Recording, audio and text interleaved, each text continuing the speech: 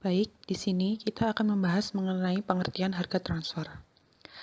Harga transfer dalam arti luas adalah penentuan harga barang atau jasa yang ditransfer kepada antar pusat pertanggungjawaban dalam suatu organisasi tanpa memandang bentuk pusat pertanggungjawabannya. Sedangkan harga transfer dalam arti sempit adalah harga perpindahan barang antara dua pusat laba atau lebih. Untuk pembahasan lebih lanjut, maka harga transfer ini digunakan untuk kepentingan penilaian kemampuan laba divisi. Lalu, untuk tujuan penentuan harga transfer ada 4. Yang pertama, memberikan informasi yang relevan kepada masing-masing unit usaha untuk menentukan imbal balik yang optimum antara biaya dan pendapatan perusahaan. Yang kedua, menghasilkan keputusan yang selaras dengan goal congruence, maksudnya sistem harus dirancang sedemikian rupa sehingga keputusan yang meningkatkan laba unit usaha juga akan meningkatkan laba perusahaan. Yang ketiga, membantu pengukuran kinerja ekonomi dari unit usaha individual. Yang keempat, sistem tersebut harus mudah dimengerti dan dikelola. Selanjutnya, ada prinsip dasar penentuan harga transfer. Yang pertama adalah harga transfer harus sama dengan harga apabila transaksi dengan luar. Yang kedua, keputusan yang diambil adalah sumber dan harga transfer. Dan untuk materi selanjutnya mengenai situasi ideal. Di dalam situasi ideal terdapat 6 komponen. Yang pertama individu yang kompeten, yang kedua lingkungan yang baik, ketiga harga pasar, keempat kebebasan memperoleh sumber daya, kelima informasi lengkap, keenam negosiasi. Di dalam harga transfer terdapat kendala-kendala sumber daya yang perlu diperhatikan. Dan yang pertama, keterbatasan pasar, yang kedua kelebihan ataupun keterbatasan kapasitas industri. Dan untuk materi selanjutnya yaitu tentang harga transfer berbasis cost. Yang pertama, dasar biaya. Dasar yang umum adalah biaya standar karena lebih efisien.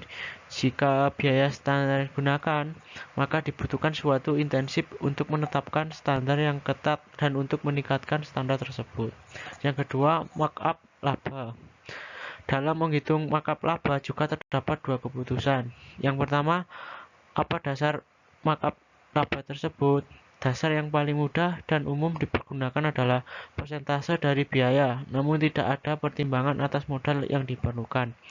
Dasar yang secara konsep lebih baik adalah persentase dari investasi, tetapi untuk menghitung investasi yang akan dikenakan ke setiap produk yang dihasilkan dapat menimbulkan permasalahan teknis. Yang kedua, tingkat laba yang diperbolehkan. Persepsi manajemen senior atas kinerja keuangan dari suatu pusat laba akan dipengaruhi oleh laba yang ditunjukkan oleh pusat laba tersebut.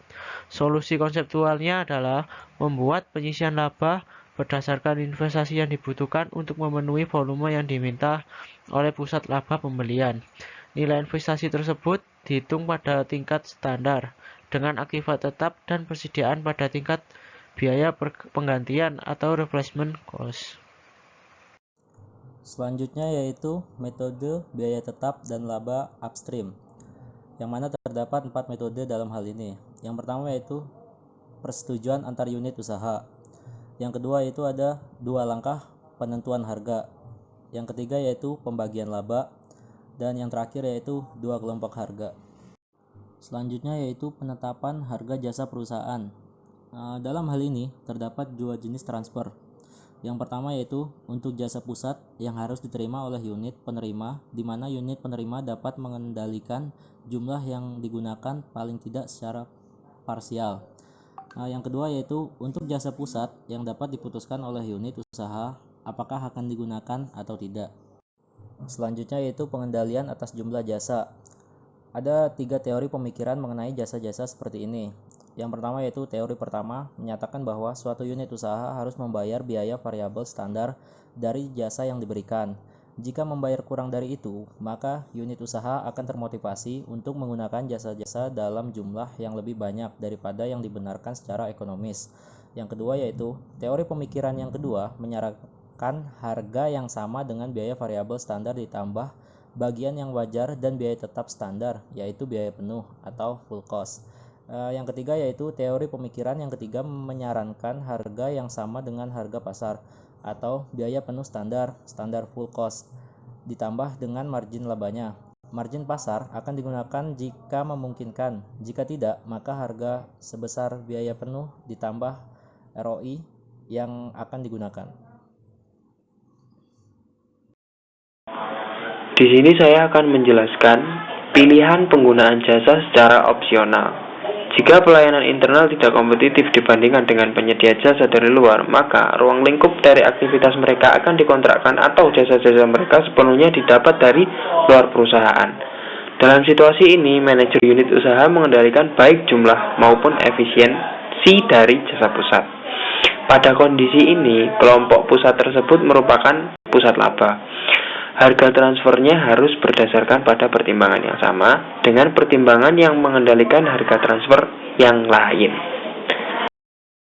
Kemudian, administrasi harga transfer. Di sini administrasi harga transfer ada 3. Yang pertama, negosiasi. Yang kedua, arbitrase dan penyelesaian konflik. Yang ketiga, klarifikasi produk. Kemudian ada sebuah kasus di dalam perusahaan Bridge Paper Company. Bridge Paper Company adalah sebuah perusahaan kertas berskala memiliki beberapa divisi di dalamnya. Dan ada sebuah kasus yang paling menonjol, yaitu kasus divisi Thomson, di mana divisi ini bekerja untuk membuat paperboard menjadi bahan dasar kotak yang kemudian dicetak dan diwarnai. Divisi ini menjual produk kotak tersebut baik di dalam maupun di luar perusahaan. Tetapi dia itu menjualnya tidak sesuai dengan harga pagar, yakni seharga $480. Dengan alasan selama berminggu-minggu divisi Thomson tidak mampu meninggalkan laba untuk perusahaan. Suatu ketika ada divisi lain yang spesifikasinya telah sesuai, yaitu divisi Northern, menanyakan penawaran atas kotak tersebut kepada divisi Thomson. Dan divisi Northern juga bertanya kepada 2 perusahaan lain dari luar, yaitu West Paper Company dan Air Papers.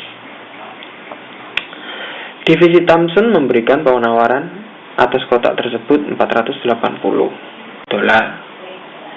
West Paper Company $430 dan Air Papers seharga $432. Divisi Northern melihat perbedaan yang mencolok dari penawaran-penawaran tersebut. Nah, manajer divisi Northern membahas hal tersebut bersama wakil presiden. Divisi Northern meminta wakil presiden untuk menyelidiki lebih lanjut tentang biaya dari setiap divisi. Dan apabila tidak ada pemerintah yang dari manajemen puncak, manajer divisi Northern mengancam akan lebih memilih menerima tawaran dari perusahaan luar. Nah, dari kasus tersebut, kami, kelompok 4, menyimpulkan sebuah pertanyaan terdiri dari 3 pertanyaan. Apabila kurang nanti bisa ditambahkan di kolom komentar. Yang pertama, tawaran manakah yang harus diterima oleh divisi Northern yang paling memenuhi kepentingan Bridge Paper Company? Yang kedua, apakah Kenton harus menerima tawaran ini? Mengapa iya dan mengapa tidak? Jelaskan alasannya. Yang ketiga, haruskah wakil presiden Bridge Paper Company melakukan tindakan yang lebih? Perkenalkan, nama saya Hendy Trihandayani, NIM 2017-138. Di sini saya ingin menjelaskan tentang analisis dan pembahasan kasus. Nah, di kelompok kami yaitu mengangkat sebuah analisis yaitu tentang Batch Paper Company, sebuah perusahaan kertas berskala menengah memiliki beberapa divisi dalam perusahaannya. Dan yang paling menonjol dalam kasus ini adalah divisi Thomson, di mana divisi ini bekerja untuk membuat paperboard menjadi bahan dasar untuk kemudian dicetak diwarnai bagian luarnya. Divisi ini menjual produk kotak tersebut baik di dalam maupun di luar perusahaan, berada di atas harga pasar yakni sebesar $480, dikarenakan selama berminggu-minggu divisi ini tidak mampu meningkatkan laba suatu ketika. Divisi lain dalam perusahaan yakni divisi Northern ingin merancang sebuah kotak khusus dan bekerja sama dengan divisi Thomson. Dalam hal ini, kegiatan desain dan pengembangan oleh divisi Thomson dibiayai oleh divisi Northern. Ketika spesifikasi telah sesuai, divisi Northern menanyakan penawaran atas kotak tersebut kepada divisi Thomson dan dua perusahaan lain dari luar yakni West Paper Company dan Air Papers Ltd. Divisi Thomson memberikan penawaran atas kotak tersebut sebesar $480, $430 dari West Paper Company dan $430 dari Air Paper Ltd. Melihat perbedaan dan mencolok dari penawaran-penawaran tersebut, manajer divisi Northern membahas hal tersebut bersama Wakil Presiden.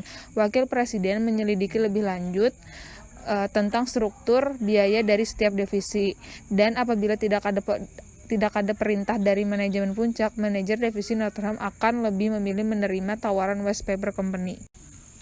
Selanjutnya, di sini saya ingin menjelaskan tentang pembahasan kasus yang terkait dengan kasus sebelumnya tersebut. Jadi, sebaiknya divisi Northern tetap menerima tawaran divisi Thomson sebagai satu kesatuan divisi internal perusahaan, karena dengan menerima tawaran tersebut akan membantu divisi Thomson dalam meningkatkan laba, karena divisi Thomson dapat membeli kebutuhannya kepada divisi Southern, dan apabila divisi Thomson memperoleh laba yang meningkat, juga akan berpengaruh terhadap kinerja perusahaan ke depannya. Terus yang kedua yaitu Kenton sebagai manajer divisi Northern harus menerima tawaran ini, yakni menerima tawaran divisi Thomson sebab akan berpengaruh baik terhadap kelangsungan perusahaan. Apabila Kenton menolak tawaran dari divisi Thomson, belum tentu juga manajemen puncak mengizinkan Kenton untuk menerima tawaran terendah dari West Paper Company. Terus yang ketiga, yaitu untuk Wakil Presiden harus mengambil tindakan yakni mengawasi dan mengambil kebijakan atas laba yang dilakukan oleh divisi Thomson, agar divisi Thomson tetap dapat memperoleh laba dengan tetap mengacu pada harga pasar.